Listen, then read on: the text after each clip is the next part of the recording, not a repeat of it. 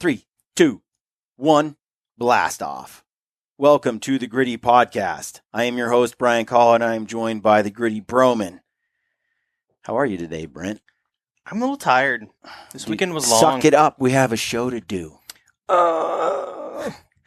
Today's podcast is with Tanis and Doran again. They were on yesterday, and this time they're with our friend Abe Henderson, and we go deep. We go philosophical. Okay, so this is really what happened. This podcast, along with many others that are coming out this week, were shot the day after the Western Hunt Expo. Yeah. So we spent days at the Western Hunt Expo. We had the movie night. We ran around. We ambushed people, and we podcasted. We were tired. And then we shot like 9 podcasts that day. True. And then this podcast wasn't supposed to happen that day. It was supposed to happen Tuesday, the day after. But Brian's like, no, we're here. We're right now. Let's just do a quick 45-minuter, and then we can go home and be done. 3 hours later. Hey, you can't. When a podcast is going and it's turning into gold, you can't just stop spinning. I wouldn't say it's gold. It's just real. It's just real talk among some deep thinking people. Yep. I think it's interesting. The podcast is good. I think you'll enjoy it. It's Tanis also got her first beer in like 2 weeks. Exactly. Yeah. She's surrounded by us. Someone brought in a beer for her. Yeah, and that definitely made her. The moment she got that beer in her, she was like, what's the meaning of life? Love you, Tanis. So anyway, before we get into that, real quick, and we're going to try to keep this quicker, shorter. Giveaways. Again, Valkyrie Broadheads giving away this Friday. Leave a comment on episode 434. You can win some Mountain Ops Ignite if you leave a comment on the Elk Panel podcast we did at the Mountain Ops booth at the Western Hunt Expo. It's called Elk, and a bunch of dudes' names. It's episode 441. Leave a comment on episode 440 that I did with Sloan and Cole, and we're gonna announce a winner for a Yeti Rambler this Friday. So we got 3 things we're giving away this Friday. And then we have the Hoyt bow. April 1st, we're giving away a Hoyt bow.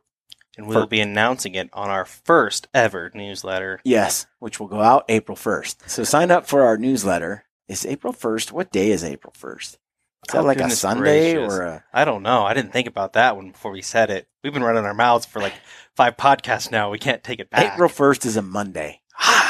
That's called lucky. We're going to make your day in April. Someone is going to be really happy. They're going to win a Hoyt bow. Just sign up for the newsletter. Go to briancall.com. Go to our email. That's a great way to start a Monday. It is. Okay. Deals and discounts, Stockisons till the end of this month. Get a pair. Use code Gritty. Gritty. Grunt Work. Get a free month. GRNT Work. Use that code. gruntworkout.com. And then elk101.com. Get $20 off using the code Gritty. Get $20 off the Elk University. Okay. Things I like, things I hate. Brent had a pet peeve he wanted to rock with today. I love my brother. Let's start by prefacing that. And I love all of my nieces, especially Brian's little girls. Brian has some of the cutest little kids you've ever seen. And I've been blessed with the opportunity to babysit them on multiple occasions because Suzanne's gone on some vacations and we're world travelers, Suzanne. World travelers, you and Suzanne. But your kids do this. And it drives me bananas. Now I'm going to end up chewing with my mouth. I probably should have eaten the food, but people that chew with their mouth open should be shot. You and Ben Morris. Cousin Ben gets so irritated when people chew with their mouth open. Look, I think it's petty and ridiculous. Like, it doesn't bother me at all when someone chooses How can it with not? their mouth open. When I was 19, I went on a mission to Japan. They make noise when they eat. Mouths are open. They just eat their food. They also have public bathrooms that people just communally swim in pools and bathe themselves. You can't see my air quotations. Look, I'm telling you, you're just too annoyed by that. Like, suck it up. Big deal. It's just a noise. It's the same thing as like when little girls walk around singing. I don't like that. I don't like that. Wait a minute. I have a bajillion sisters and a bajillion nieces, and they all do it. unicorns. Dude, Abigail does that all the time. I love it. I love you it. would. They're your children. And to be fair, Abigail's got a pretty good voice. She does. But it still doesn't matter. It's the principle. I don't like it. It's the same thing when people like bring their music to the gym. I want what's going into my ears Yes. to be on my terms at all times. Man, you need to work on your benevolence. Just your outward like patience with other human beings in your space. Just accept them for the way they are. Who says I don't? They're still alive. All right. That So, right there is proof enough. Things Brent hates people who chew with their mouth open. Now let's take a poll. Let's on this YouTube video. I want people to comment on the YouTube video, and let's see how many people are yay or nay when it comes to chewing with their mouth open. I'm going to take a poll. And we're coming back to this. Well, Brent, if you know me at all, you'll understand that I don't really care what the public majority thinks. Like, I think it's dumb. I mean, I'll listen to all their input, but at the end of the day, I just think back me up, it's folks. silly. Just back me up. I think it's a stupid thing Americans do. You go to Asia and they all eat with their mouth open. It's cool. No, Brian, let's talk about how much you love Asia. How about we start there? And then I do. I love Japan. Okay. I do. I love Japan. Anyways. India is in a different bucket for me. Okay. Archery experts. I kind of hate archery experts, Brent. Like, I love John. I love me some John Dudley. You know, I love me some, I don't know, Levi Morgan and stuff. But I'm talking archery experts that. How's that scab working out for you? Dude, I've got like this. Is that a sliver? I think so. Dude, our office, folks, if you come into our office, don't lean on these walls. They fight back. Yeah, it's a woody office. Is that what you call it? Woody? Wood furnished? Wood walled? The wood is very old barn wood that we refurbished. Blaine Dickerson, I should say. Now and then it gets you. Anyway, it's when a so-called archery expert tells me I'm doing it wrong. Now I'm open for criticism and feedback, and there's a few people I ask, how do I shoot? And I've done my thing. I've gone down the journey of all the different releases and arrow builds and setups, and one thing I've learned for me, what works for another guy doesn't work for me, and vice versa. And I think that what irritates me is I'll shoot 20 targets and 10 ring them all, and someone's like, "You're shooting wrong." Look, I shot better than you, so don't tell me how to shoot, okay? I'm okay with like a best practices. Like this is like in accounting, we had best practices, or in finance, or in auditing. Like, here are best practices that business should follow. Here's the best practices in terms of form. I can get behind that. Does that mean that's the only way to do it? No. There's 1,000 ways to skin a cat. So the other day I got a note from someone that basically said something about how, Cameron Haynes has really bad form because he hooks his thumb behind his neck when he shoots. Dudes have been doing that forever. It's called an anchor point. But it's not the best practice. Doesn't he also use a trigger? Yeah, but I'm just saying it's not the best practice, right? But doesn't he kill stuff every year? Let me get to the point, bro. I sent that to Cam, and he's like, "Well, I better go and tell all the elk and deer and stuff I've killed over the last 20 years that I was doing it wrong." I've gotten to the point where when someone is telling me I'm doing it wrong, I'm evolving and growing and learning as an archer every year. I'm able to shoot now so much better than I did in the past. But it's also brought me to the point where I've realized the way some other guy shoots doesn't necessarily work for me. It's not a one size fits all. I can get behind best practices, but quit telling me I'm doing it wrong. Like, judge me on my results and less on the form. The fruits of your labor. And I would say the caveat to that is, for example, someone will come along and say, you did that clean and jerk wrong. Like, you popped it off your hips, and it should really just go straight. The bar path should be straight up your body. Well, fine. But there's guys that have broken records doing a hip hop off the bar instead of just pulling it straight up vertical. Like, there's more than one way to do it. And as long as you're not jerking shoulders out of socket and, breaking backs and doing it wrong, who cares? Look at the results. It's like when some guy goes and clean and jerks 2 times his body weight, and some guy who can barely do half his body weight says, you're doing that wrong. Here, let me help you. This is how you should, like, step up to the bar. When you have results that are in favor of one thing or another and someone comes along and argues against it, you're in great danger of looking like an idiot. Yeah. It's just something that's just a minor annoyance. That's all. Just kind of get a little peeve. So. You know what else peeves me off? What? Socialism. Brent, we're not going to open that can of worms today. Aren't we, though? Yeah, I guess. We got a mailbag comment from somebody who said something about how public lands are socialism. I get that comment a lot. Theodore Roosevelt was also accused of being socialist when he implemented our public land system as president of the United States. In 1955, President Theodore Roosevelt said, "Every civilized government which contains the least possibility of progress, or in which life would be supportable, is administered on a system of mixed individualism and collectivism. And whether we increase or decrease the power of the state and limit or enlarge the scope of individual activity is a matter not for theory at all, but for decision upon grounds of mere practical expediency. A paid police department or paid fire department is in itself a manifestation of state socialism. The fact that such departments are absolutely necessary is sufficient to show that we need not be frightened from further experiments by any fear of the danger of collectivism in the abstract." I see that as absolutely true. Programs like public land, police department, fire department, these things are collectively owned by the public, and it's a mutual resource that we all use, and all of us want law enforcement. Well, all of us with common sense would like law enforcement and value that we have laws. If you don't agree with that, go to another country where they don't have those and then see how you like it there.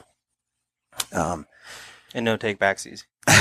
And so one of those things where I feel public lands falls into that category where it's collectively owned by all U.S. citizens to be used, and we are rich because of it. The amount of land that I can have access to legally as a U.S. resident, as a U.S. citizen, is the envy of the world. There's very few places in the world where there's this amount of land available for human beings to partake in nature. It's phenomenal. And the idea of getting rid of that because of a general distrust of socialism or dislike of socialism, or using socialism as the reason to throw it all away based on this principle. Look, I think it's foolish. Socialism is wrong.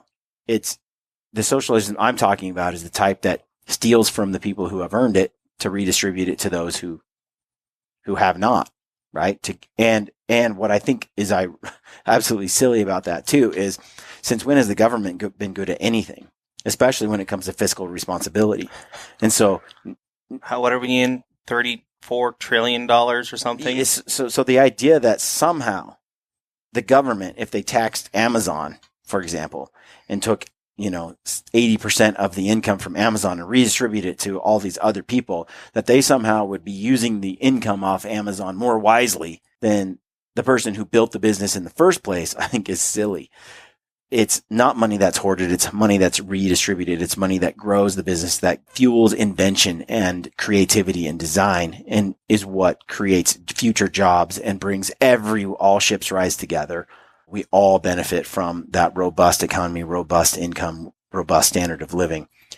So the idea that you can take the money away from people that work hard for it and then redistribute it in a way that, like AOC says, for those who are unwilling to work, not just those who can't, but those who also don't want to. It's insane.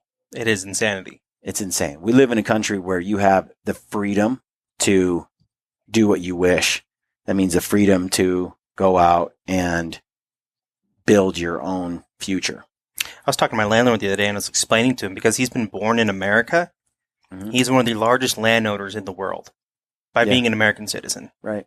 And he was like you could see like the gear starting to turn in his brain. Yeah. I was like, one of my bosses went up behind the work. He's come here and he's worked out a couple times. Yeah. one of our bosses hiked up behind our office and shot a gigantic buck. Yeah. Casey Harbordson. Just Mm-hmm. went up there and thwacked one. Yeah. And I was like, it was only a couple miles from our office. Mm-hmm. And that's public. You could go up there and do the same thing. Yeah, absolutely. I feel like the public land system is not robbing from other people and redistributing wealth. It's not that kind of socialism. No, a matter of fact, it almost goes against not socialism, but it goes against the other flip side of that is you have England. Right, where everything is privately owned and the poor can't access wildlife. Yep. Yeah, absolutely. It becomes a game for only the rich and the wealthy. I think your shirt says it best, bro. And that's what I was about to get to. Check this out. Public land. Entertainment for all. For those of you that grew up in the Nintendo duck hunting generation, which I did. I got this for Christmas. I remember getting this video game for Christmas with duck hunt and a little gun. Freaking out. Brent wasn't born yet. He didn't exist on this earth yet. And it's okay. When I came around, we had real games. Dude, you gotta admit this one's legit. The dog pops up and laughs when you miss. I think the one of the worst things. Are you picking your nose? Yeah, but I'm off camera, so it doesn't count. If they made a game where you could just shoot that dog, yeah, I think that'd be one of the best selling games of all time. I think you could. I can't remember. You cannot shoot the dog. Well, Brent, there's a lot of dog people who are going to be disappointed in your... And they'll agree with me. Everyone hates that dog.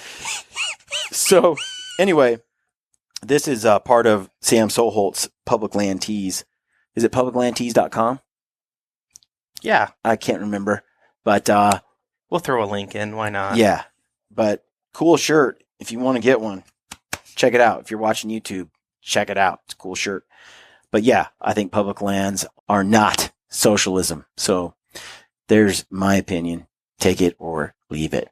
We can all agree to disagree. And you can leave. Today's workout, Brian. I'm going to hike the mountain 4 miles.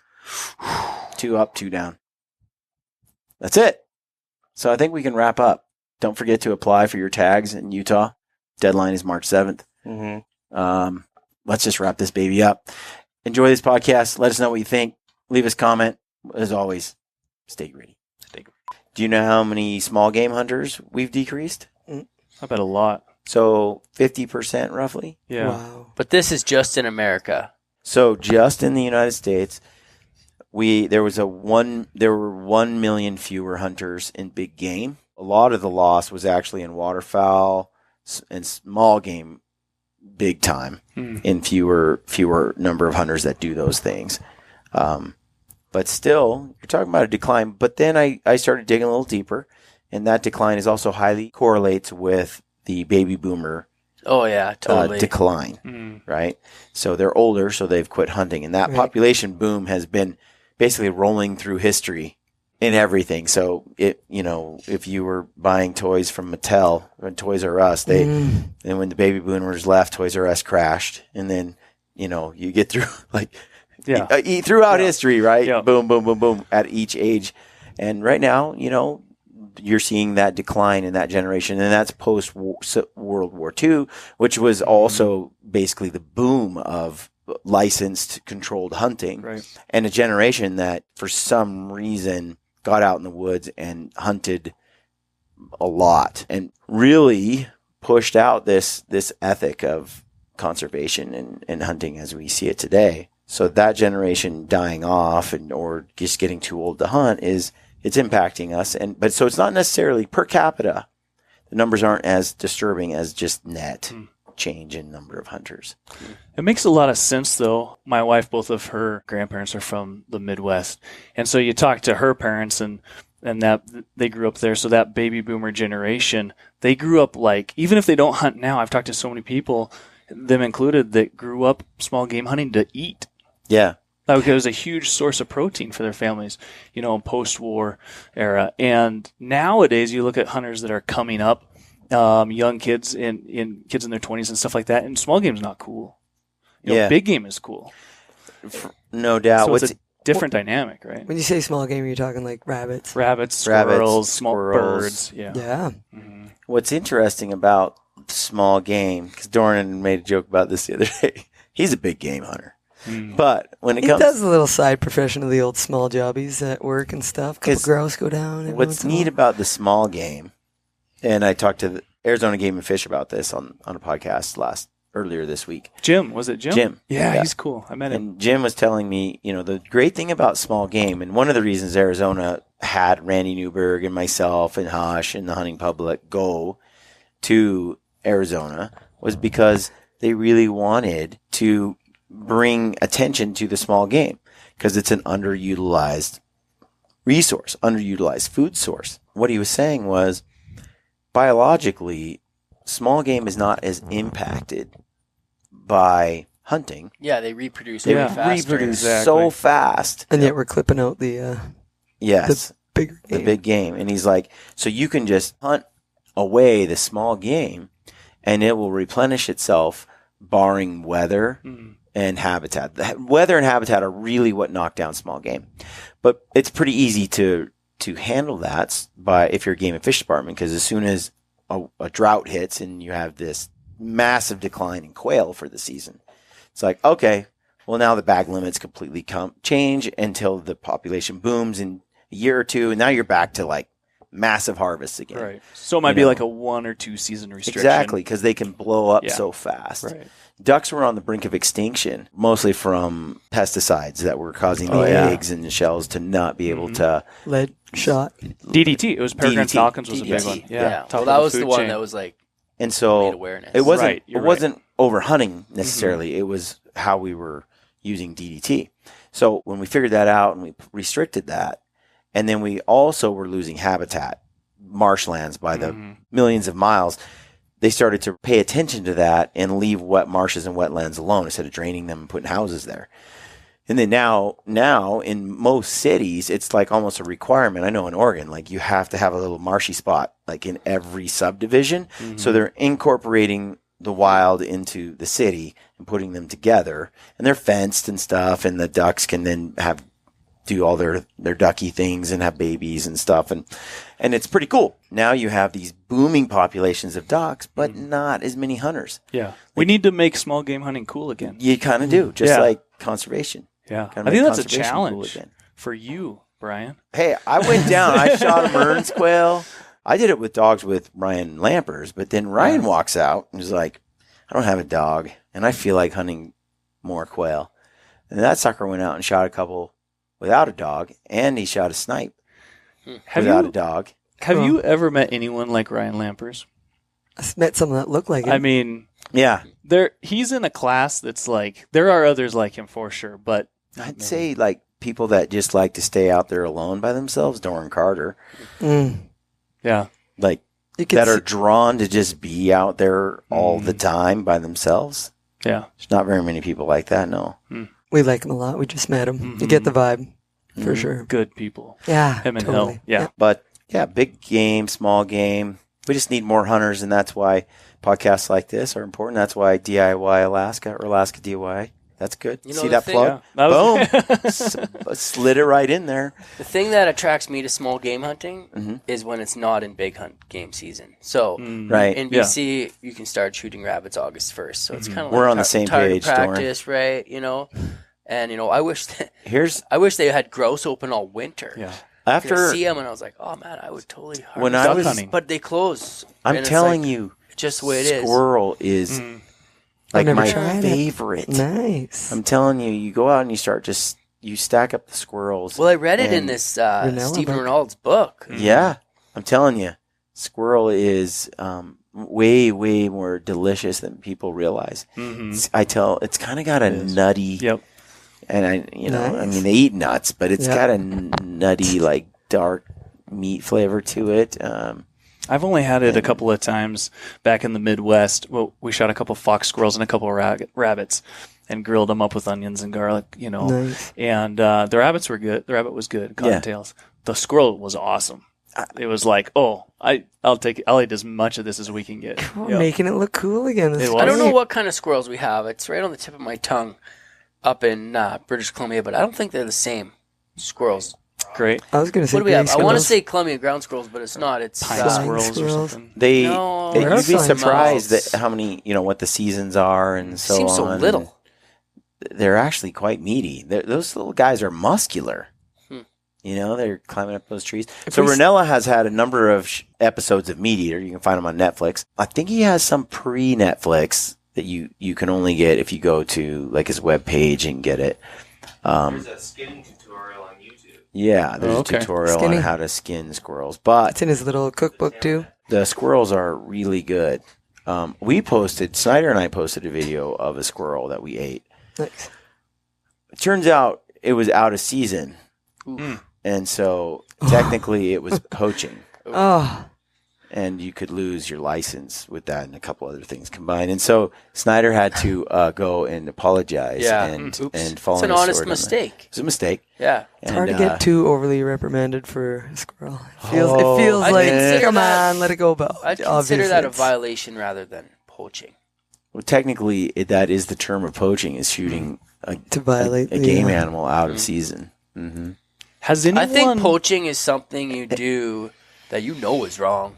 Take first degree murder versus second degree. Yeah, Kill them by accident. Ignorance is not a plea. It's not an excuse.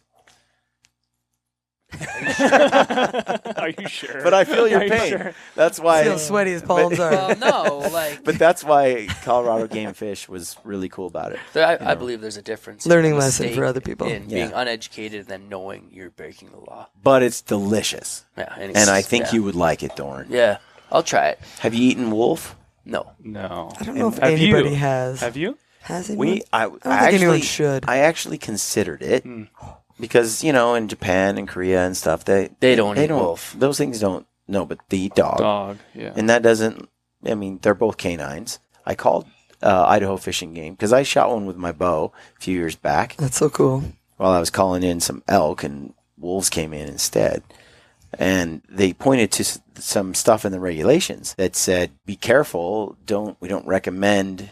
Can't remember how it was worded, how strongly it was worded. But basically, it said, don't eat it. No kidding. Aren't you supposed to wear gloves when you skin them? Yeah, and like masks. Stuff in the feces. Oh, masks. You are not meant to touch stuff. anything that goes in the mouth that comes out the butt. Like, the whole dietary tract is toxic. But we kiss our dogs, so it's all good. Right. Yeah, it's different. Wolves carry different diseases than your dog. I think you're right. Oh, 100%. Yeah, wolves are eating. I just treated my dog for worms too, and I do. But they said they were talking about some neurological parasite or something. Always something humans can contract. That you can contract from wolves, and so it's pretty creepy. I was reading through it. I was like, whoa, that's gnarly stuff. I mean, if you've. But Ranella ate a coyote with Remy Warren. Did he? Have you ever eaten bobcat or cougar? Those are Cougar, yes. Bobcat's good too. I bet. I think has anybody done a hunting show for like to eat bobcat? Has anybody shown that? Ranella's done cougar, mountain lion. I don't think he's actually harvested. Cougar seems pretty common. Animals that are eating fresh meat are typically going to be a lot better eating, right? Like black bear, they're eating berries. Oh, come on, they'll eat dead salmon. Oh, yeah. Black bears like fresh meat. Black bears like fresh meat. Grizzly bears like rotten meat. When a grizzly bear kills something, it buries it, lets it rot. Well, remember how Brent got the trichiosis thing? Yeah. I don't remember it, but I do remember hearing about it. Last night when we watched that video, Brent got trichinosis. Trichioses? Yeah, that was. Where'd you get that from, Brent? Black bear on CODY on Prince of Wales. On Prince of Wales. Was it just not cooked enough? Is that? Brent. Oh. Bottom line, Brent didn't cook it all the way, and he ate raw bear. Because the initial explanation was it was Father's Day. I was confused. Yeah, he was getting ready to build up this big excuse for why he undercooked it. But really, it was just a moment of real intense irresponsibility, and he paid the penalty. I'm not really sure about trichinosis, but if you freeze the meat for so long, does it kill the trichinosis? No, it doesn't. I don't think it's just so. high heat that kills it? Only high heat. So we are on a dwindling supply that was initially over 100 pounds of brown bear sausage from Kodiak. Yep. So they eat the brown bear? Well, I did. I mean, I guided a hunter last spring and decided good for you to keep the meat. I've always wanted to do it. I've always had a bit of a ethical dilemma, moral dilemma with that. I understand. It's a lot of meat. Yeah, it's a lot of protein. Meat. It's a lot, but you're pretty guaranteed. I mean, it's not a guarantee, but there's a very high probability that an older bear will have trichinosis. Oh, I mean, when we checked our bear, it's some kind of 1 billion eggs per square inch or something. Crazy. Or cysts or whatever in the meat. Like when they take a cross section, Ranella got trichinosis. Right. When they took the meat and they looked at it, and you look at it on a microscope, it's densely packed with trichinosis, worms, Yeah. and the cysts and so on. I mean, most bears, because they eat some form of rotten meat, because it's a meat eater in general, nearly every single carnivore has trichinosis. Right. It's not common for it not to have it. That's why we don't eat pork and chicken uncooked. Right. Right. That's why you can eat beef or elk, medium rare or rare. You can't eat raw. Yeah, but you cannot be doing that. You cannot be doing that with a carnivore. We just went on a wild boar hunt, and we got it butchered at a butcher in Fernie, and he totally just cut off a piece, ate it, and he goes, "This is how you tell if it's sour or not." What? He didn't want worry. He did one bit. spit it out for the record, but he did Did he spit it out? chew on it. Kind of. He just wanted to test it out. He ate it. So my dad's like, "Oh, I'll try it too," and whipped it off, cut a piece, and ate it. That's risky. He's a That's butcher, risky. right? He's a butcher. Not afraid, you know. Oh, I don't know. I mean, you're up north there. Maybe it's a lot of fresh meat, but that's a good way to get trichinosis. Yeah. Yeah. Wild boar. Yeah. Black bear is one of our family's favorite meats. Me too. But you just have to cook black it. bear. That's it. You just That's right. cook it raw. Raw's dangerous. No. Now, But are if- those bears eating berries or salmon? Definitely berries. Okay. Definitely the Because fall. I've heard there's a difference. Oh, yeah. Big difference. My son, the very first bear he shot, we backpacked into one of the wilderness areas in Washington State. And really cool. He was like, I don't know, 10, 11 years old. And he shot a bear that was up above timberline, on the huckleberry fields. And I accidentally poked its stomach when I was quartering it up. Berries oozing out. And I had that immediate recoil reaction, like, oh God, it's gonna stink, And so I have my head back, it was kind of as far as I could reach, and kind of bloody hands knife in my hand, And then I wait a second and kind of test sniff the air, Huckleberry jam. And I'm just like, whoa, wait a second. I got a little closer, a little test sniff, Oh my gosh, I stuck my nose right in the stomach, right where I had popped it, and breathed in deep, and it tasted. I mean, it smelled just like a huckleberry pie. It smelled like that's jam. hilarious. It was Yeah. amazing, and the whole bear tasted that way. Yeah. Really? Oh. No, my favorite game meat, wild game meat, the best of the best I've had is a berry bear. For sure. An inland bear that doesn't have access to fish. Yeah. They're mostly eating tubers, sweet onions, and berries, blueberries, and huckleberries. That's where, and I've had a few bears like that, and they're just absolutely delicious. Then I've shot bears, big bears, on Prince of Wales Island that just eat rotten salmon most of the year, and other Tastes like rotten nasty, fish. and it smells like and tastes like rotten fish. Yeah. When you cook it, the whole house smells like bad fish. The texture's nice and stuff, but it's just hardly So you that's hardly a can stand to eat pepperoni it. bear, really. Yeah. Yeah. Wonder But- what you got with a garbage bear, Little town lurking. Well, the bear I shot had to tag in this year for causing trouble, Oh, and then right. to tag in this year for causing trouble again, Oh. Oh, and it was giant. 2 tries and you're out. And we were in the middle of nowhere where I shot him, but that bear didn't hibernate. They were saying for maybe the last 2 years. He just skipped it because the weather was so cool and didn't need to, and was finding food and ate right through the winter.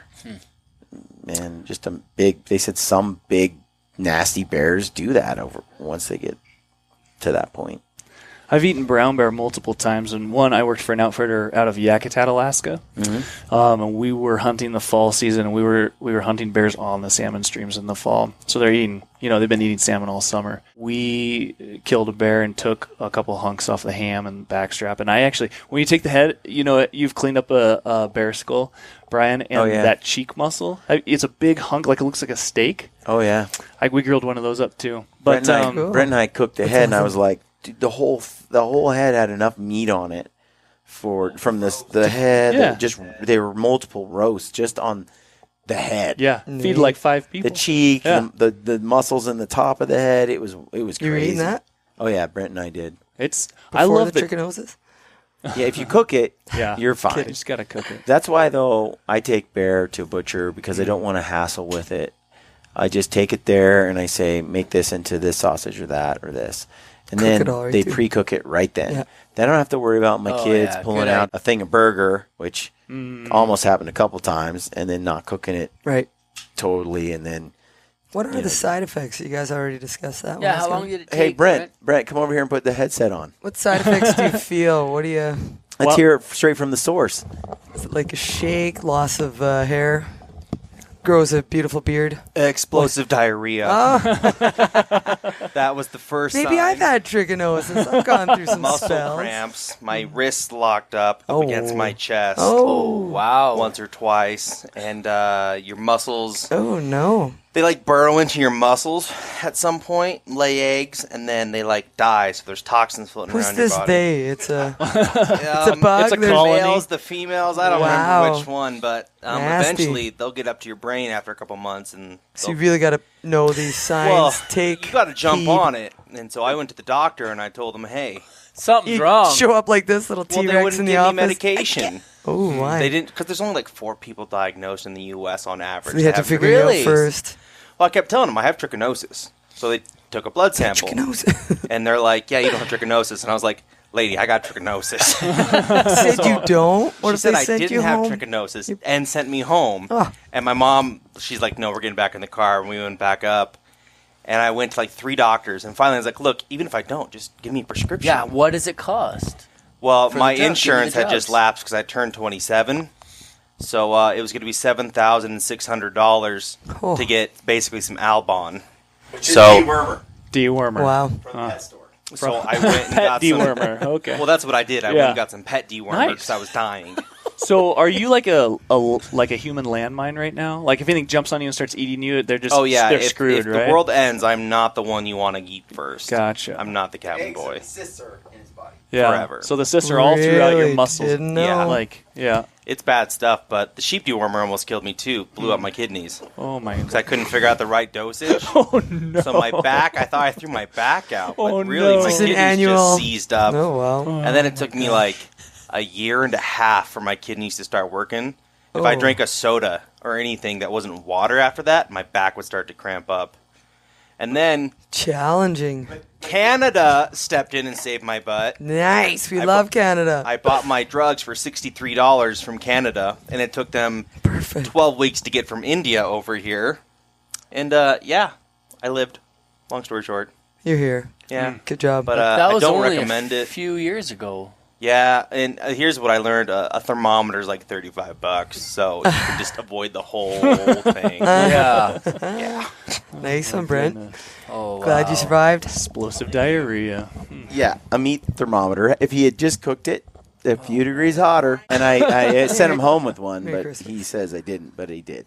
But here's the deal. What's ridiculous, it's just a reflection of it's like a sad commentary on the U.S. pharmaceutical and medical space, which When you have something you're dealing with that's really serious and important, it's just awesome. but $7,600 for that medication without insurance, with $20 to go get Albon for sheep. 20 bucks at the for pet store. dewormer at the and it's the same dewormer, by the way, the human grade. It's just got the suspension done Wow. correctly.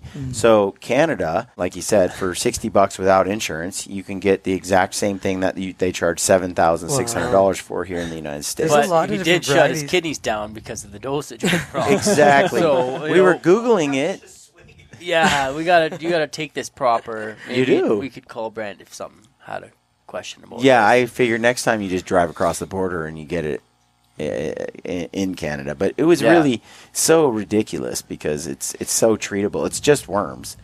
There's a lot of different types of worms though out there, and there's Right. different treatments but, for it. But the trichinosis worms they were treated by goat and sheep dewormer, the horse deworm. But you could Google it because there's a lot of U.S. people that have this problem, and they would tell you, "Oh, this is Don't what spend you the $8,000. Yeah, they were Goat like, "Here, dewormer. this is just at the pet store," and then with insurance, it was still like $200 or something for dewormer. Yeah, wow.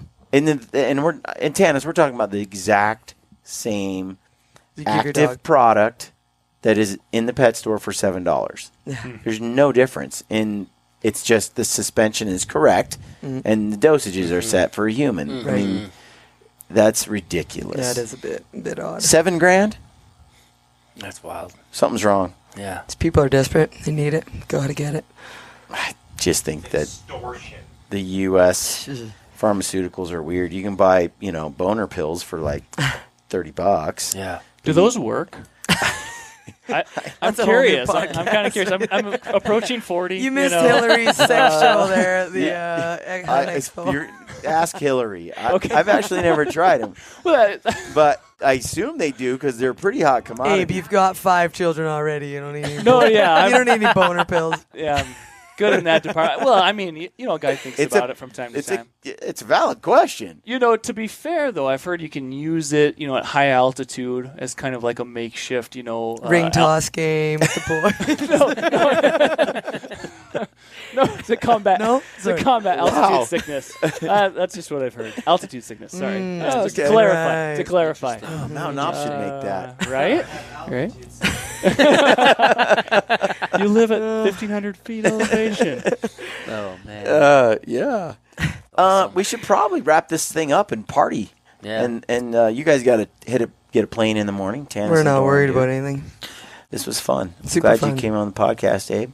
Yeah. Thanks so much for having me on. It's been really fun. You bet, man. Yeah. People can find you on Instagram at Alaska_DIY. Mm-hmm. They can find I'm you totally on gonna look that YouTube Yep. On at YouTube. Alaska DIY. as How well. long have you been doing it for? This time last year, I kind of put the concept together and started great. working on the website. Good and for you. It's all very new. And then I guided for almost 8 months this year. So, Yeah. yeah. And then your webpage is It's huntalaskadiy.com. Somehow somebody already had the Alaska DIY. I don't know Okay. how that works really, but somebody had it. well. So we Hunt will, Alaska. We'll DIY. put the links for all of this in the description field on the YouTube video. Cool. People that are looking for it, that listen, you can go to briancall.com, click on the podcast link, go to this podcast. It'll take you to the YouTube video. You can look in the description there, put it all there. So Awesome. Thanks, check it man. out, people. You want to have an adventure? Abe will hook you up. And you're American. That's right. Sorry, guys. It's okay. Sorry. I'm I do lucky get that enough. question. Yeah, you guys get to hunt stone Yeah, sheep I was every gonna year. say- I'm I not was gonna sorry say- at all. Just clarifying. Why be sorry? I was Just gonna say, clarifying. dude, you can I hunt was sheep just anytime you want. clarifying. Can't you hunt? Can't you hunt 3 different species of sheep Yeah. over the counter, or at least with a Yeah. relatively much. easy Yeah. to draw? And But- caribou, The black bear, Tattashini, wolf, Dall sheep, coyote. But I'll I'll, Yeah, it's I'll hard. say this. Crazy. But the other 2 are definitely, yeah, it's crazy. I think Doran needs to come to Arizona and hunt. Ibex. No, Oh, elk. Mern's quail. mule Coos deer deer. and Yeah. coos Oh, deer. yeah, we're sorting it all out, right? Yeah. So many options. There's Right? so much There out is. there that people actually don't know about. Oh, Your I know. One hunting of the funnest opportunities. hunts I've been doing the last 2 years is Arizona coos deer. Yeah. It's annual. It is a killer hunt. It's completely undervalued Mm. Yeah. and undersought, and it's cool.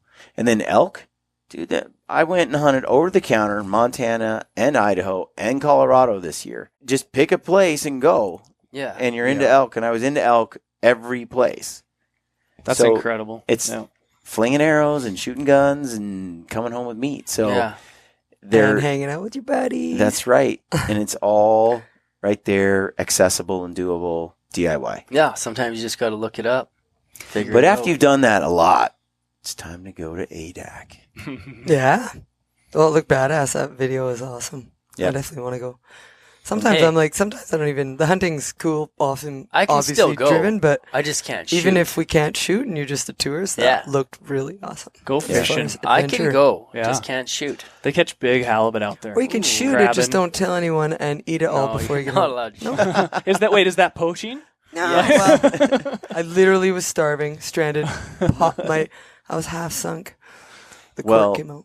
I want to know, before you guys leave tomorrow, we got to talk a little sheep hunting on the podcast. So we'll do I that. love talking about Because sheep. how many sheep have you taken? Two. Two? 2 for me, 3 for him. 2 sheep. 9 for big Tanis. horns and I've 3 been on stones. 9 and he's been on 12 Yeah. kills, but 12 or 13 or something like that. Dang. But you've killed 2, Tanis. I've killed 2 for myself. And Been those, on 9 kills. how big were those 2? One is a Boone and Crockett, my first one. Oh. 180 and Are 167. you serious? Yeah. Wait, what kind of sheep are we talking about? Bighorns. Okay. The first That's one was awesome. The first I mean, one was that a doesn't- blessing. It was yeah. an amazing, absolute, glorious. But You we're know, not going to talk about it now. okay, fair enough. And then Doran, does she have a bigger sheep than you? She does, but mine's older.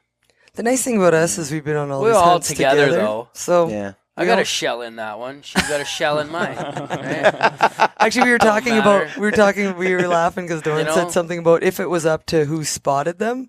He said something like both your rams are mine, and then Yeah, I thought, found both for rams. But But then then I found both your rams. But I thought about it, and I was like, I found 2 out of 3 year rams. Yeah. For you too. Spotted awesome. them. One was naked. That's cool. Actually, both were Right? naked. What's So it cool is doesn't that you matter. guys do it together. Yeah. It's pretty cool. I It's a wanna- team. And I've heard your stories, but I want the listeners Yeah. to hear it because it's just an adventure, and it's a hunt that a lot of us, it's hard for us to do.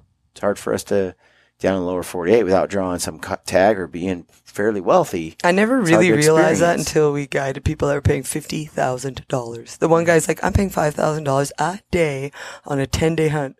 And we were kind of like, oh, yeah, okay. No, we're up at the crack of dawn. We're like, glad my eyeballs are bleeding and we're going to do really good for you, buddy. But then you realize, you tell them like $75 over the counter tag and you really do realize Yeah, how we don't talk about incredibly. Yeah.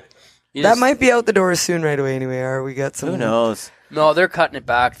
Areas are closing down. They're putting it on draw. The pressure's ridiculous. And so. Well, when you have a $50,000 price tag on it, when you're in the lower, when you're an alien, going there, you could see how that increases the value of it to a resident. In a sense where you're like, wow, this is not something to take for granted. And that could also, just because of the sheep craze, I'm sure there's just more people out Doing there it. chasing those few sheep that are there. But hunting bighorn sheep, it's like full coat rams. They're like 7. They basically start at 7 years old, and it is young, But at least But they can go right up they to, like, somewhat 13, manage 14. themselves if Right. you just harvest full curl rams, Yeah, true. So it's like, they live to be about 13 years old. And after 7, they'll broom down. You get a broomer, and then they'll get up to 10, You're speaking So a they- language I don't know. They manage We're themselves. That's why I want to. That's It's- why I want to get We into. we were joking with Eric today. Remember, we were joking with Eric. We said the day you start sheep hunting, your sheep is born, and then it takes that many years to make it happen. I did not supposedly. understand sheep hunting and the kind of the allure of sheep hunting at all. Growing up, Western Oregon, blacktail and Roosevelt, right? A little bit of black bear. yeah. Didn't get it. First time to Alaska, that first fall, and I got to pack on 4 sheep hunts. And after the Nice. first one, I Sold was done. so Good. hooked. So Really? hooked. Yeah, Yeah, you're not going to see a DIY sheep hunting tutorial because Why? because You're gonna sheep get, hunters like- are sheep hunters, right? But why is sheep hunting so much? Because like, there's less more- legal ones. I know, but why doesn't goat rank more highly? The only reason Goats- I think is horn size. Because 100%. goats are badasses. Yeah. And they live in agree. awe-inspiring it's just country. the bone? It's horn size. Yeah. Yeah, I do. They say that sheep hunting is It for is impressive to hold retired the goat bone. hunters. Yeah. What'd you say, Tanis? Someone had said, or maybe it was maybe I'm saying it wrong. Sheep Is- hunting is for retired goat hunters or something. Yeah. Goat hunting it can be Vice way more versa. extreme. Yeah. Yeah, that makes sense. They were saying that, yeah. I mean, goats are easier because there's more legal goats, pretty much. Yeah. But sheep are they're so magnificent. They're just such a glorious representation of the. When you look at a 9-inch mature billy Mhm. and a 10-inch mature billy, Totally. what the Yeah. hell is the difference? Ooh. But when you look at a ram that's like 34 inches tight curl, and you look at a ram that's like 38 to 40 inches, and lamb tips are flaring out and bigger bases, it's like, oh, that's a different thing. Yeah. It's like, elk or mule deer. There's Yeah. there's more variety's not the word. There's a larger spread between an average mature animal and like an exceptional mature animal in terms of antler size. And sheep have that. I gotta say this: I like a good body myself, Mm. right? And then if And- you're really into goat hunting too, like when you do see that 10-inch fat-based goat, it is Yeah. actually really Yeah, exciting. Not as much as sheep. It- But, No, but I was gonna say, definitely. like, I've seen like desert sheep and stuff like that, and I'm like looking at them, and I'm like, even if they have giant horns, I still am like looking at the body, going, it's kind of skinny, and it's kind of skinny. Yeah. But I gotta admit, when I look at a bighorn, a mature bighorn that's all like fat and its neck's Yeah. like huge, and he's Big Montana shoulders. and the shoulders. Yeah. I don't even look at the horns. I mean, I know they're there and they're big, but I can't tell. I haven't paid enough attention. I kind of start to feel the sheep allure when I see that body. Sheep have so much character too. You watch sheep long enough, they just are like, they're just different. You know, they go up and smash each other in the balls, and they fight each other. Kick each All other. the boys hang together. It's just neat. You know, you'll be like the little guys, the little runt rams following them, and the other guys are like running away from them. They don't want to hang with them. There's character in that, you know, and it gets addicted just to watch the whole. That's cool. The whole thing, you know. And I did a lot of sheep watching actually up the gorge in the Columbia River Gorge in Oregon. Yeah. They're right there along. I have a whole ton of hours of video I've recorded of sheep on the hill. You can get really close to them and just watch them do their thing. That's really cool. And I saw them kicking each other in the balls and stuff. They're trying to get each other to fight. Right? Yeah, I'm like, ow! Like that just looks like dirty. They reel up and they get their little they jump in the air and do the hey, that's an enticing. Let's get it on by. Well, I had the sleeves. pack goats that I took hunting. I showed you guys so a video. Adorable. And these goats I took to the Eagle Cap Wilderness and had goats for 4 or 5 years, and we backpacked all over the country. Little halters on. Yeah, those suckers would just head slam each other all day long. And it's just like slam. Tired from hiking and packing my stuff around. And then they slam it, and then they're just like eating grass, and they're like, let's slam heads again. That's so adorable. It's pretty cool, actually, to see it. Yeah. And they're always juggling for hierarchy all year long. They goats have such cool personalities, each one individual, and they're so smart. And we would backpack in, we'd set up our tents, take off their pack saddles and stuff, and then they would just leave. But they stuck by you, or did you tether them down, or didn't how does tether that work? them up Just at all. bell them up and let them go? Just let them run They loose. wouldn't go too far? We go to sleep, and you wake up in the morning, and you're like, where are they? And you look around. And they didn't have the sense of home or leaving you, or they're like a group of dogs. Like they're your buddies. So cool. They don't want to leave. We didn't ever string them really until they got a little closer to the road on the way out. Then they might break for it. You know. Could you lure them with treats like? So when they're up on things? the mountain, like one time they were up on this cliff that was just straight up cliff, and I'm like, So awesome. dude, that's so far. And we'd call their names usually, and they just come.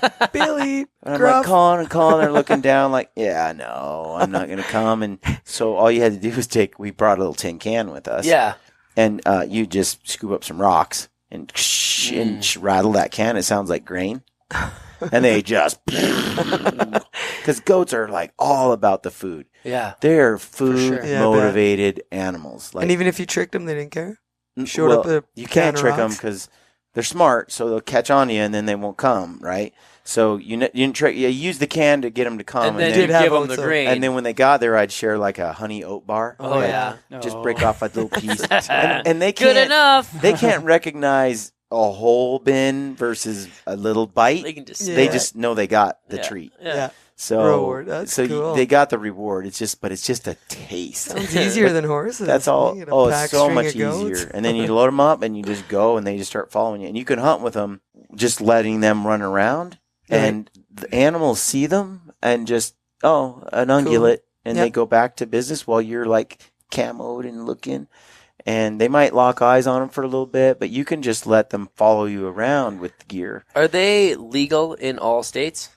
No, so yeah, here's the issue: pack is they goats are an cause, issue. they cause the sheep to get sick with diseases. Yeah, because they're banned in BC and Alberta. Yep, and that's one of the reasons we kind of started to shy away from them is because, You don't want to get. you don't want to kill these wild sheep populations. Yeah, and so that was definitely an issue where llamas don't pass. The but if same you're in time. areas where there are no sheep or no goats, then it's legit, right? Yeah, and we were kind of new to the whole thing, Yeah. and at the time it was legal. I didn't learn about a lot of this stuff till later. Nobody did. But I would say that they were great in the sense that they felt their downside. A human can out hike them easily. It really can out hike them. They're climbing cliffy animals, but they're not like, let's hike 12 miles today. Big endurance. Yeah. They're not like a horse, right? They just they're not built for that. So you throw a pack on them and you go 12 miles in one day. And at 5 miles, they're just like, so you can't cover distance, Right. but you can cover terrain of the steepest kinds, and they can follow you anywhere. So they're cool, But but I've seen the videos. It was awesome. they're neat. Super cool. Yeah. Yep, they're They- neat. I have a friend who has gotten into them in Washington State, and they seem kind of like almost like they have personalities like dogs. Oh, for sure. They look you in the eyes, and they kind of really cue into your Each body of them language. have personalities. There's They're one that yeah. like we wanted to kill and leave there. Like You could literally, just eat them. I wanted to kill it and leave it. Like it. Yeah, I just want to kill that goat. But what we would do, I mean, they just followed you everywhere you went.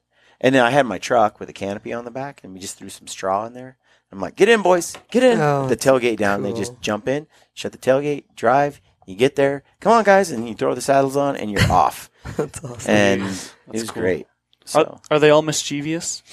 they are smart, and they hated my buddy Anthony because he's mean. He tricked them. Like he would Didn't give them the You oats don't when they wanna came down. trick 'em. that, or he'd shove him out of the way on a trail, or Yeah. he just kind of was like smacking him on the butt, or he just is.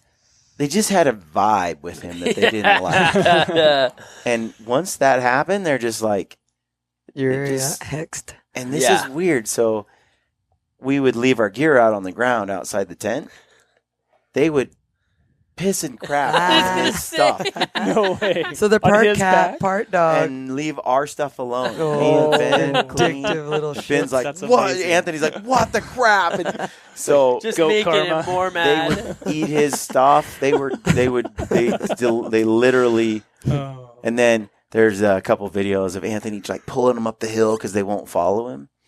And finally, he just in this fit of rage. He's like, he Drags throws the them. reins, and he's just like, and he throws the goats are scattering, like, because he's about to kill them. And so they definitely have people they like and trust, and they have personalities, man. I love animals in general, but so that's one of the ironic things. Like you two, I've seen you with your horses, and you just love your animals. You Miss love 'em. you animals in general, but yet you kill them. Not our pets, though. Yeah, I should clarify. You, But everybody does. You can't say you're a but it's hunter not and like you love. don't love. I mean, that's what I mean. It's such a Well, I believe in management, I don't kill females, I don't kill young males. I believe in Anymore. killing old animals after they've lived, 80% of their life, Yeah. and getting them at the end. That's what my personal belief is, I'm Yeah. a meat hunter, but I also won't go kill something just because I need the meat, Yeah. That's just how I believe in it. Some people, and that It does happen though. We harvest younger ones, we've all. at a younger age I did, but now it's just this is how I feel. yeah. And, It's a lot different too when the freezer's full. Yeah. for sure. You know, right? when you're going for, someone would wonder like, why would you go all the way to ADAC just to shoot a caribou? It's like you can get meat, in your backyard. There's whitetail everywhere. But then those antlers will forever represent that fun adventure you had. That's Well, definitely. yeah, it's And hard to go to there's ADAC. something It's about- honestly like all adventures. It's easier to go when you have a purpose. And if hunting's the purpose, or taking the photo is the purpose, you're not just gonna go somewhere Well, that's what for I was- nothing. I was gonna You say have to is have a drive to get there, and hunting typically is it, and meat's the bonus. there's a difference being in nature hunting than just being in nature watching. Oh, totally. Yeah. And I think that's lost on people who Yeah. have never tried it. I Never find really- it kind of a little borderline annoying when you go hiking with a big group of friends and everyone's yelling, they're half partying, it's big, and you're just looking into the mountains. You're like, oh, there's probably so many animals just running away. And fair enough, it is what it is. It's different scenes for different things. But when you're hunting, you're always stalking and you want to see animals. People are like, oh, we're yelling bear because we don't want to see a bear. I'm like, well, you definitely won't see a bear. Screaming at it, which is great if you have that fear. Yeah. But part of you as a hunter, you kind of want to see the things that are naturally living. Don't disturb them. Get a good look at them. I've thought about that question quite a bit, Brian, about how I, as a hunter, can love the very animals that I'm trying to kill For on sure. an annual basis. I don't have a good answer. I know that it makes sense in my gut because I identify as a hunter, and I have so my entire life. I take hunting and respect for the animal really seriously, just personally. But I don't have a lot of clarity around how I can really love mule deer and still want to hike up into the mountains above timberline and kill one. I remember Ranella was at a book club thing, a signing, and there was a guy in the audience, and it was his book. I think it was American Buffalo. Maybe it was Meat Eater. But the guy raised his hand. He's like, he asked this very question. Like, how can you love animals and say you love these animals and then kill that antelope? And he said, well, I can tell you this, that I can pretty much guarantee you that I care about antelope as a species, and I do more for antelope as a species than you do about that one antelope that you're talking about that I killed. I do feel a strong love for nature in general, a strong passion for protecting wildlife and ensuring its long-term survival. And that's altruistic. It's not because I want to go out and kill an elk. It's not. I don't want elk here just so I can kill them. Like, I want elk here because I want them here, because I actually love that animal. But when I go out and I kill that specific animal, I love it, but not in that same way. Like, that animal represents my future life, my children's future life. It represents life eating life. And so there's a deep sense of gratitude when I take the animal. I feel that strongly. Like, I feel gratitude that it died so I could have it. And it is for my future and for existence. Not every single animal that I go after I could live on less meat, but I also, none of it goes to waste. It always goes to someone or some family member or some friend that deeply values it and cherishes it. And on principle, I feel like that's more natural than any crop farming or any ranching that could happen. And every time you hunt and bring that meat home, you're sort of perpetuating a mode of living that I feel is more, I don't know, down to earth, natural. Yeah. I think it's, as a meat eater, I think it's very authentic. I think it's multifaceted for me. I think that I do love different animal species, and I can identify with what he's saying. If I go into the mountains and I find a mule deer or I find an elk to hunt, I haven't known that. Like, that could be a very new individual animal. I've never encountered it before, but I love it as for what it represents. And so for me, I think it's very symbolic. I think that the animals that I really enjoy pursuing symbolize wildness and freedom and open spaces, and those are things that I hold very dear and that I think there's a high value in protecting and for future generations.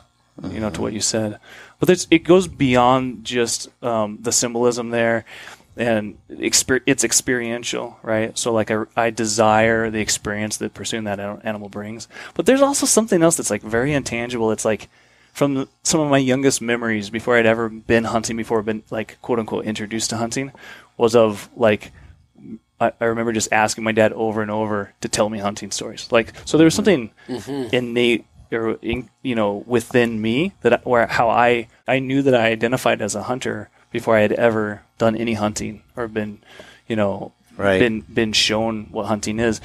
And so I find that there's a lot of ways to rationalize hunting. There's a lot of logic behind it as conservation tools.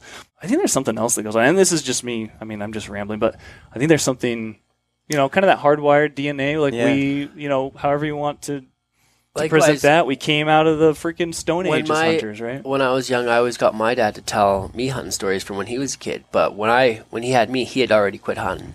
But I was always so interested in it. And he would always tell me hunting and fishing stories, and I loved them. And I still remember them. And then eventually, once I just kind of slowly moved into it on my own, and just created my own path, and found people who would help me and show me the way. And then eventually, you just do it. Like, I think some people are more. Everyone's different. Some people are more into it than others, obviously, right? 10% haters. Tanis, you've thought deeply about this, as you've said to me many times that you're a sensitive person as it relates to life and animals. I get super conflicted about it, to be honest, because I even get sometimes to a point where I see an animal that is available to be harvested. You get excited because you're like, oh, found a band of rams, might be, and I actually start almost getting a little bit sad sometimes, because I feel like, oh, that means I gotta go hike up after this animal that I love so much, and I don't want to kill it. you know, at the end of the day, I feel like hunting, the worst part's the actual kill, you know, and I feel a lot of remorse. And I was a vegetarian before I was eating meat, and I've told Doran before, I said there may come a day again I go back to being a vegetarian, and I hope to be a photographer at some point in my life, you know. I dream of having, you know, because there you at least have the chase, you do it all, you love it, you get close, you have such a beautiful moment, and you get to walk away and no bloodshed. Right. And I'm comfortable being a vegetarian, so, and I love how you said that, you know, an animal and the kill and everything will represent the love for wild places, because you're so driven and it's such a beautiful experience. It's just like, you won't get that through any other, you know, I mean, I don't eat farmed grocery bought meat at all, but for me, I do believe what you say is so true, that it just, the whole endurance of it all, the weather and the days, there's a million days that you hunt where you don't actually harvest anything, so the victory of that one animal just represents all the days that you got to try, you know, and to me it's a beautiful thing, you know, but it will always break my heart. I always get a little heartbroken. Oh, she cries on every kill. At the thought of killing something, because you really do, you love them and they're in nature and they're ungulates, they eat grass, they're harmless. Like, I think about all these vegetarian and vegans that hate wolf hunters, and I'm like, you should be actually trying to help the ungulates out yourself. You know, these are your fellow buddies. They're harmless. They're not doing anything wrong at all. Yeah. But I love being a hunter, and I love eating meat. So until, you know, I find peace with, you know, that's why I have found. That's why I agree with, you know, like, I've done forestry for a long time. People can attack it or whatever they want to say, but every tree goes up, comes down. You know, and it's the same with the animals, right? You know, if you think those trees are going to stand, they will die. Yeah. And, you know, we are part of this landscape, whether we like to believe it or not. Right. And, you know, that's why I believe in killing the older males. And it's just, it's what... Responsible way to interact with nature. It makes me sleep better at night, you know? And it's just... Trust me, I grew up, you know, as a new hunter. Lots of times you shoot the smaller deer, or, you know, you take a doe in doe season, or it's just part of becoming a hunter. Yeah. And then after you realize that you just don't need to do that, because you're matured. You can, you know, you've learned the patches, and you've learned to be patient, and, you know, like, maybe you've been successful last year and you still have meat in the freezer, and you just don't need to do that. So you're like, if I don't find the right animal, we're not going to take it. And that's just maturity of a hunter. When you understand, by taking that scale small of animal, different types of hunters. I can remember Shane Mahoney describes this quite well. He talks about just our primal DNA, describes that how we interact with nature and how we're part of nature. And there's certain senses that get switched on and experiences that come alive inside the human body when you're on that hunt that are hard to turn on in any other situation. Totally. Then he talked about the desire to the overwhelming desire as a person to possess that animal, like to shoot it and have it, both in terms of, you know, eating it, but just in touching it. He's like, bring a puppy into a room of kids. Like, they could be playing with all these toys, video games, everything you can imagine. That's awesome. You bring a puppy into the room and every kid turns their head and looks at that thing. That's not an electronic device. That's not this new video game or this or that. It's just a living animal that humans, that we are fascinated. That's how we became who we are today, is watching other animals and learning and growing. And so you take that sort of innate fascination and you understand that I could relate to that. There were times where I was out there hunting for the first time. I wanted to just put my hands on the fur. I just wanted to see the horns. I just wanted to, there was this intense curiosity. And then I did want to cut it open and see what it was like, and not in a morbid fashion, just in a way to, I don't know, just know where my food comes from and to understand anatomy and understand life. And I think it's hard to explain if you're not someone who ever has experienced it, because it's almost something that's, like you were saying, you're struggling to understand, and you have, Tanis, you have your dilemma with it. You know what happens to me, though, is that once the sadness clears away when the meat production and the unveiling of the fur, and when the hinds, man, I get so excited. I go from being like, because you have to have a peaceful moment, You gotta have I don't know, some kind of just a release of life and understanding of what you've done. And sadness is just part of it for me. You know, Me too. Yeah. But then once the fur is, and like you say, you have that, you want to see the inside. You look at what the bear's belly's full of berries, and there's cool things that you learn. And I remember the first time, like, I was dissecting goats, and their legs are a different shape and body. You know, like every animal, we had the wild boar hunt, and I was just fascinated by what they look like in their skull. Yeah. They weird. And then once the meat starts getting uncovered and in your hands, I get this overly awesome sense of joy. Productive. Oh, you're just so excited to like eat it. And No, it's true. Can't wait for that hind to age. And I've like, noticed that with new hunters when beautiful. I've taken them hunting, there is this remorseful moment, like with my have it. daughter, seeing these things, and then as we break the animal apart, and it becomes not the animal anymore, but it becomes all these things that are going to feed the family, and it represents your future, right? Yeah. It's what enables your future to exist. The line in the freezer goes up. Yeah, and there's something extremely satisfying about it. And I am now moved from sorrow to gratitude. Yeah, totally. And then I'm very careful about how I share and utilize and eat the meat. Like, I don't waste stuff. Oh, totally. You know, and everyone I eat, like this week I was eating some steak, and I'm telling you, You remember the story. I'm like, this is the bull I shot here, this is this, and it's like, I don't do that when you get it from the grocery store or something like that, or at a restaurant. I picked this up on a Tuesday. Yeah.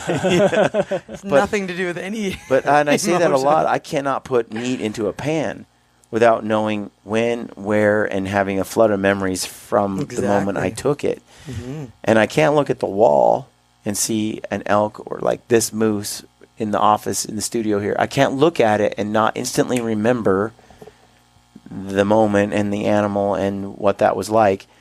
And at that moment also feel gratitude for it. And I like what Abe said, that it's a representation of the love for all the high. I feel it's places respectful. Yeah. You know, Totally. it's hanging here, and to someone on the outside looking at it, could look like disrespect. And Doran says it's that animal was only meant to be on planet Earth for a certain period of time. Mm-hmm. It would have died regardless, you know, and for us to harvest it, have the remorse, eat all the meat, respect it, love it, hang it, glorify it. It's an interesting thing. It's what we do. We're hunters. Yeah, like in my house, I have heads scattered around, right? A lot of European heads, and I've had people come in who aren't hunters, and they just look and they're like, I just don't understand. Right. You know, and For it's sure. tough. And, you know, I told him, I said, I took that animal's life. You know, I took that animal's life. You know, I owe it the respect to remember it. I could throw the head away. I guess I could have just a picture. But, you know, I keep its head there.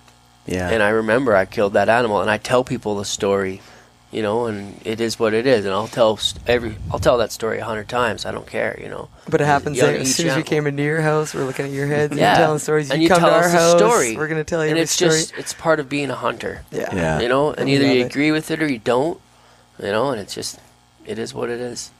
A few years ago, my kids were starting to hunt big game, especially, you know, and there was something about hunting in what we're talking about here that I was trying to figure out how to convey, you know, the respect that I had for the animals and how important it was to me to love them, really, without knowing a better way to say it, and show that respect.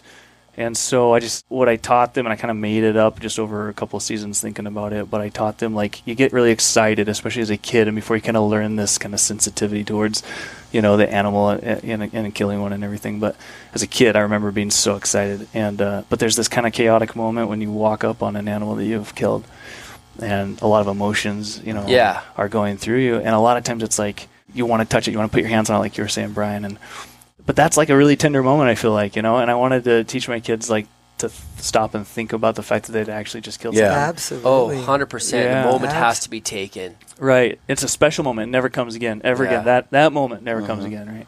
What I showed them was, like, we would just sit down next to it and put our hands on it, you know? Oh, great. Yeah. And I just taught them to say, like, very simple line, and it was just, we just say, thank you for your life, which sustains us. And just take a moment, kind of a silence, just kind of like, thank you for your life, which sustains us. And I taught him, and I said, you know, we take the meat home, we put it in the freezer, we eat it. That's physical sustenance. I said, but there's something kind of emotional that goes on too, you know. Oh, yeah. above and beyond that, there's something about this. There's something spiritual, and without getting like really woo woo or anything. I mean, there's something there. There is, and just the wildness that animal represents, and the fact that the engaging in the natural system of the natural ecosystem and engaging as a intimate participant instead of just a nature watcher or observer. To me, that feeds my soul. Like that speaks to me on a deeper level, and so that's what I taught them. And I think it's one thing I love about it is that it does.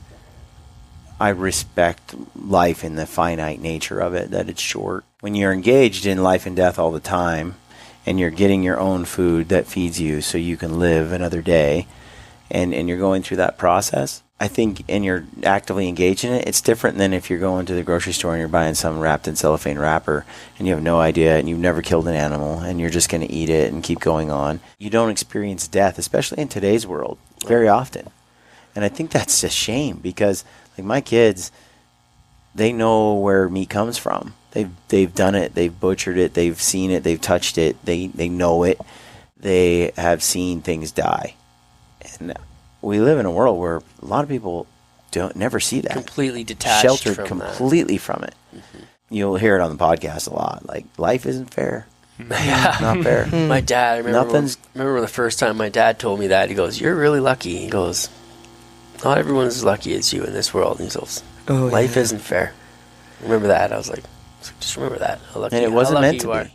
Yeah, and I was just like, ooh. And you could get the raw deal tomorrow, and let's hope not. We're flying. If he goes down, I might go down with him. But life isn't fair. The circle of life. And that's how, when you see an animal in its prime get taken down by a brown bear, like we saw on that video, you're just at that moment you're face to face with the reality that Abe's gonna die someday, and use your time wisely. When you see that bear attacking that goat, you think like a gunshot's not such a bad way to go. Like, that was a terrorizing moment for that goat's existence. Most animals die. And you see that goat giving it afterburner. Yeah. And you see that bear just eating up the ground, And you thought it was a kid, so Mama's probably back there going, "Oh no!" Goats are pretty family orientated. They stay together. Mm-hmm. Yep. All right, we're gonna cut this off right now. Okay. Before it goes on some more. Yeah. It's a great show. Thank you guys for coming on the Gritty Podcast, and everyone that's listening. Thank you for supporting the show. We couldn't do this without you. And leave your comments below. We read them all. We're gonna continue doing that. Sign up for our newsletter. Go to briancall.com and do that. And follow these stellar people best you can. Tanis Barkman, Abe, thanks. Doran, Carter, my buddy, for having us. All right, folks, stay gritty. Thanks, buddy.